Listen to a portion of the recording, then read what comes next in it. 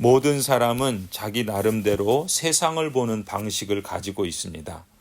사람마다 각기 가진 세상을 보는 방식을 학자들은 세계관이라고 부릅니다.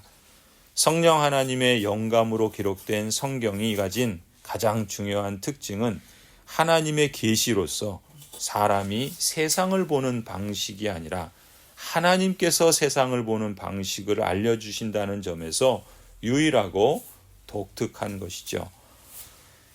아담이 하나님께 불순종하여 범죄한 후 죄 아래 종노릇하게 된 인생에게 초래된 가장 큰 비극은 사람이 세상을 보는 방식이 하나님께서 세상을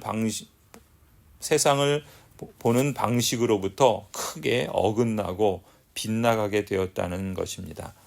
하나님께서 사람을 창조하셨을 때, 즉 범죄하기 전에는 아담이 하와를 보자마자 내 뼈 중에 뼈요 살 중에 살이다 라고 찬송하며 여자를 하나님의 뜻에 따라 함께 이루어갈 돕는 배필로, 즉 영적으로나 전인적으로 평생의 파트너로서 온전히 볼 수 있었습니다.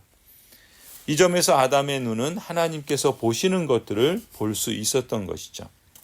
하지만 아담이 불순종하여서 범죄한 이후에는 모든 것이 바뀌어 버립니다.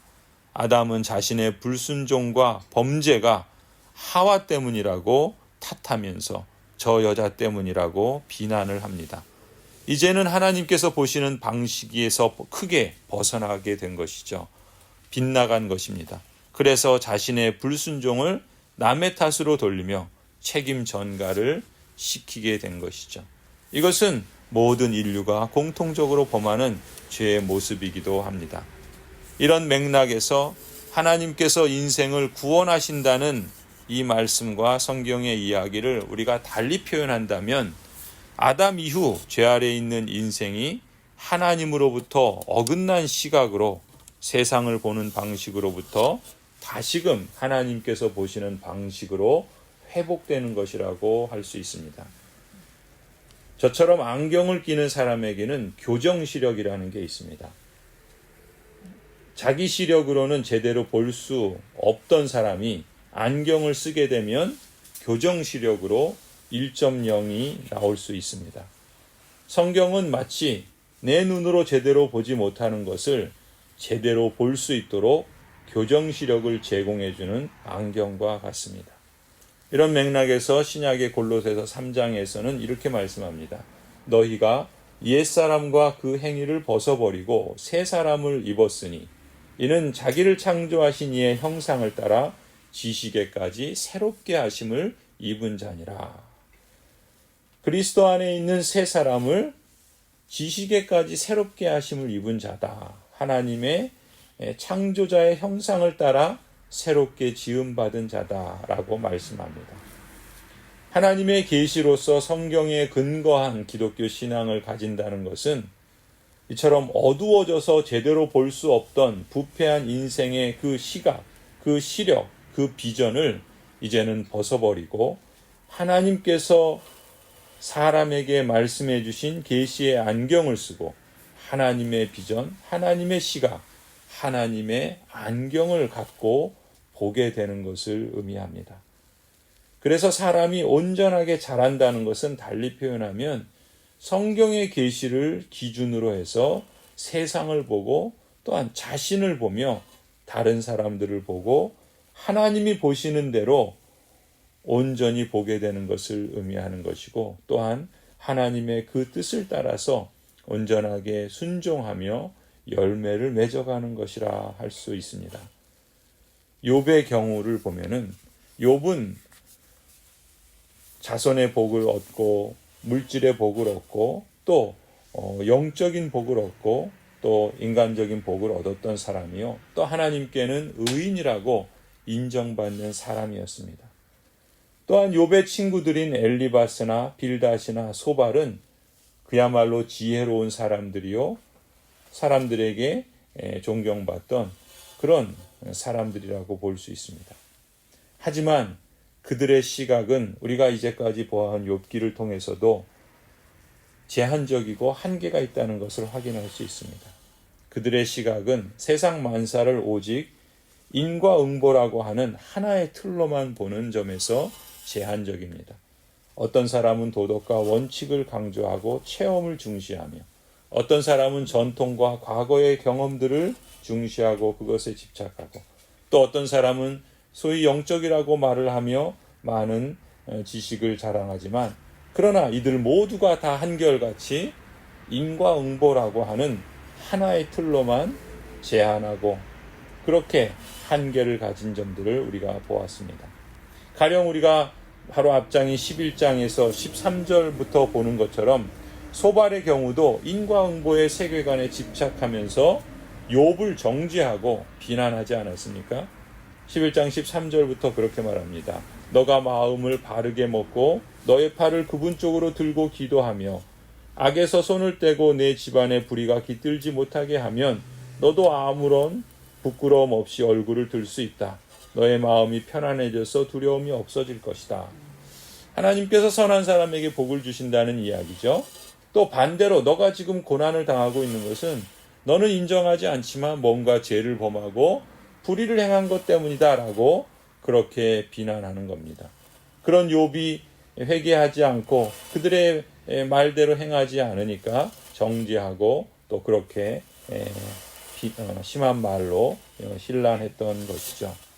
이처럼 소발만 보더라도 하나의 그 틀로 모든 것을 판단하고 정죄하는 아주 제한적인 그런 세계관을 갖고 있다고 볼 수 있습니다. 그건 소발만 그런 것이 아니라 앞서 보았던 엘리바스도 그랬고 빌닷도 동일한 한계를 보였습니다. 사실은 욥도 마찬가지 시각을 갖고 있는 것을 확인할 수가 있습니다.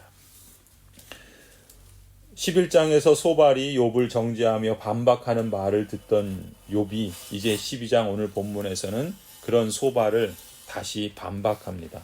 1절에 욥이 대답하지요. 지혜로운 사람이라곤 너희밖에 없는 것 같구나. 너희가 죽으면 지혜도 너희와 함께 사라질 것 같구나. 이 소발을 조롱하듯 또 소발의 반박에 대해서 재반박을 하면서 그들을 꾸짖고 있는 것입니다.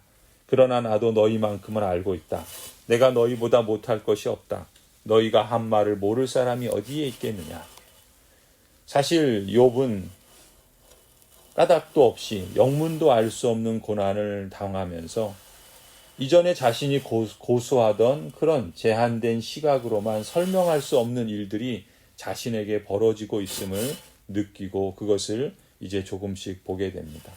그러면서 4절부터 그러는 거예요. 한때는 내 기도에 하나님이 응답하신 적도 있지만 지금 나는 친구들의 웃음거리가 되고 말았다. 의롭고 흠없는 내가 조롱을 받고 있다. 자신의 한계와 시각으로만 이해하던 그 세계가 아니다라는 것을 자신의 그 극심한 고난을 통해서 이제 조금씩 눈뜨고 있는 것이죠. 그러면서 5절에 그럽니다. 고통을 당해보지 않은 너희가 불행한 내 처지를 비웃고 있다. 너희는 넘어지려는 사람을 떠밀고 있는 것이다. 강도들은 제 집에서 안일하게 지내고 하나님을 멸시하는 자들도 평안히 산다. 그러므로 그들은 하나님까지 자기 손에 넣었다고 생각한다. 만약에 모든 세상이 인과응보로만 이루어진다면 지금 강도들은 당연히 벌을 받아야 되고 하나님을 멸시하는 자들은 평안히 살 수 없는데 세상에서 그런 일이 벌어지고 있다는 것이죠. 그러니까 세상은 자신들이 고수하던 엘리바스나 빌닷이나 소발이 주장한 것처럼 아니 욥도 그렇게 여겼던 것처럼 세상은 인과응보로만 그렇게 움직이고 해석될 수 있는 그러한 것은 아니다 라는 것을 이제 욥도 서서히 눈뜨게 되는 것입니다. 욥의 친구들은 세상의 모든 일들이 인과응보의 논리로 아주 단순하게 해석될 수 있다고 보았지만 욥은 도무지 이해할 수 없는 많은 일들이 자신의 삶 속에서 또한 이 세상 속의 현실 속에서 벌어지고 있음을 보게 되는 것이죠. 악인들이 세상을 그들 손에 주무르고 있는 것 같이 보이는 겁니다. 하나님이 계시는데 하나님이 침묵하시고 오히려 하나님이 안 계신 것과 같은 그런 세상을 보는 겁니다. 그런 악인이 오히려 평안을 누리는 경우를 보며 자신이 이해할 수 없는 그러한 한계를 깨닫게 되는 것이죠. 사실 욥기를 통해서 우리는 욥도 모르고 있는 그리고 새 친구도 지금은 볼 수 없는 그 내막을 볼 수 있지 않습니까? 욥이 고난을 당하는 것은 인과응보가 아니라 사탄의 시기와 시험이 그 원인이라는 것을 우리는 볼 수 있습니다. 욥은 참된 지혜와 권능이 하나님께 있기 때문에 하나님께서는 모든 일을 하나님의 뜻대로 하실 수 있으며 아무리 지혜로운 자라도 하나님의 뜻을 다 알 수 없다고 이런 고백을 하기에 이르게 됩니다. 이유를 명확하게 다 설명할 수는 없지만 욥은 불합리해 보이는 일들까지도 하나님께서 행하시는 일이다라는 사실을 인정하기도 하지요. 기존에 자신이 갖고 있던 그 틀, 그런 시각, 그런 제한된 세계관, 인과응보라고 하는 그 틀을 초월해서 일하시고 다른 뭔가가 또한 있다라는 것을 감지하기 시작하는 것입니다. 하지만 기존에 자신이 고수하던 틀에 집착하면서 자신이 갖고 있던 그 희미한 시력으로는 볼 수가 없는 거예요. 보이지 않는 거예요. 그 시각을 고수하고 그 틀을 집착하게 되면 이제 새롭게 느껴지는 그런 것들이 잘 수용이 안 되는 것이죠. 이해가 돼도 납득하기가 어렵고 받아들이기가 쉽지 않은 것입니다. 욥은 이 모든 일들을 하나님께서 친히 주관하고 계신다라는 고백을 하기도 하죠. 그래도 다 이해할 수 없고 단박에 수용하기가 쉽지 않은 것입니다. 사람이 쉽게 변하지는 않죠. 하나님께서는 우리가 이해할 수 없는 하나님의 방법으로 악을 통해서도 선하신 뜻을 이루어 가시는 분이심을 우리는 주의 말씀을 통해서 배우게 됩니다. 그래서 나쁜 짓을 한 사람이 잘 살기도 하고 착하고 성실한 사람이 오히려 때로 어려움을 당하는 그런 현실을 보게 되면 우리의 틀로서는 낙심할 수밖에 없고 또 하나님의 선하심을 의심하는 그런 시험에 들기도 하지요. 그런데 하나님의 계시의 말씀으로써 이 욥기는 그러한 우리의 한계와 우리의 오류를 보게 해줍니다. 우리가 그 말씀을 따르며 그 말씀을 수용해 가며 그러한 한계에서 벗어날 수 있는 안경을 이제 하나님의 말씀에서 제공을 받게 되는 것이죠. 신앙이 자란다는 것은 무엇을 의미하는 겁니까? 종교적인 행위들을 열심히 하는 것을 의미하는 것이죠. 말씀을 읽고 기도를 하고 전도를 하고 순종을 하며 하나님의 기뻐하시는 뜻을 잘 따라가는 것을 의미합니다. 또 신앙이 자란다는 것을 달리 표현하게 되면 하나님의 계시의 말씀인 성경을 통해서 하나님의 마음을 알아가고 배워가는 것이라고 볼 수 있습니다. 하나님이 보시는 것처럼 세상을 보고 자신을 보고 다른 사람들을 보고 이 세상에 대한 안목이 커지는 것이죠. 그래서 자신의 한계, 자신이 고수하던 그 틀이 쉽게 벗어지진 않지만 그것을 버리기가 쉽진 않지만 자신의 기존의 틀을 벗어버리고 하나님의 시각을 배우고 또 그 배운 시각을 따라서 실천해 나가면서 순종을 배우고 또 실패를 하더라도 다시금 그 하나님의 뜻을 거듭거듭 순종하며 내 것으로 내면화하고 지속적으로 반복하면서 우리의 그릇이 커져가는 것을 또한 신앙이 자란다라고 볼 수 있을 것입니다. 하나님께서는 때로 내가 알지 못하는 방법으로도 선하신 뜻을 이루어 가시는 분이시지요. 우리가 그것을 이제 욥기를 통해서 배워간다고 한다면 그러한 하나님의 행하심을 우리의 삶을 통해서도 실감해 갈 수 있으리라고 봅니다. 그것이 우리의 삶의 현실 속에서 일어나는 많은 일들, 특별히 욥처럼 까닭 없이 또 영문을 알 수 없는 그런 고난 속에서도 우리는 하나님께서 선하신 분이요 또 하나님께서는 우리가 이해할 수 없는 아니 그 이해를 초월하는 놀라운 방법으로도 충분히 하나님의 작정하신 바를 이루시는 분이시다라는 것을 수용하고 그래서 그 하나님을 끝까지 믿고 신뢰해 나갈 수 있으리라고 봅니다. 그런 신앙의 성숙과 자람이 저와 여러분에게 있기를 소원합니다. 이러한 연단을 통해서 그래서 우리가 할 수 있다면 혹 억울하게나 혹 까닭 없이 영문을 모르고 어려움을 당하는 교우들의 고통을 볼 때 그것을 비난하고 정죄하기보다는 우리가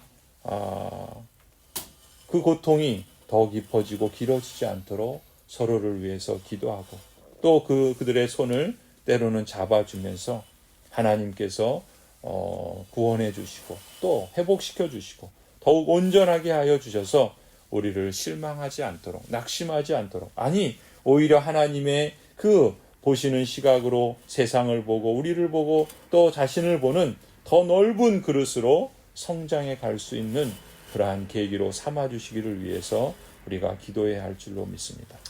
하나님께서 우리 안에서 행하시는 그 놀라운 일들을 우리가 알아가면 알아갈수록 우리의 삶도 그렇게 변화되어지고 성숙해지며 하나님께서 말씀하신 것처럼 우리가 이제 하나님을 믿는 것이 이제 우리가 하나님을 알아가고 살아가는 데 있어서도 성숙하여서 하나가 되어지고 예수 그리스도의 그 장성한 분량에까지 자라가는 우리가 되기를 소원합니다.